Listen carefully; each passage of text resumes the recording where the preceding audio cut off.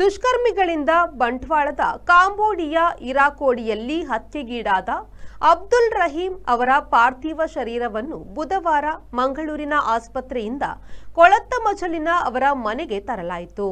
ಈ ಸಂದರ್ಭ ಮಳೆ ಸುರಿಯುತ್ತಿದ್ದರೂ ಅಪಾರ ಸಂಖ್ಯೆಯಲ್ಲಿ ಜನರು ಪಾರ್ಥಿವ ಶರೀರದ ಮೆರವಣಿಗೆಯಲ್ಲಿ ಪಾಲ್ಗೊಂಡರು. ಮೃತದೇಹದ ಮೆರವಣಿಗೆ ಬಿಸಿ ರೋಡ್ನ ಕೈಕಂಬದ ಮೂಲಕ ಕಲ್ಪನೆಯಾಗಿ ಕೊಳತ್ತಮಜಲು ತಲುಪಿತು.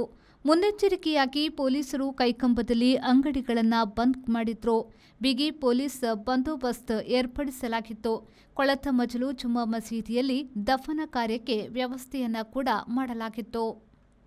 Sandeep Salian, V4 news, Bantwal.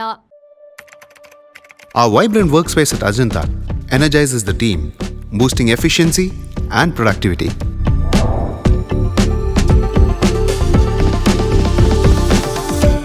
Well-designed modern conference space for important presentations with top-notch amenities, fueling our growth.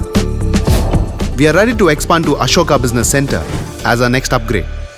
Invest in workspaces managed by Vertex. Invest smart. Invest in Mangaluru.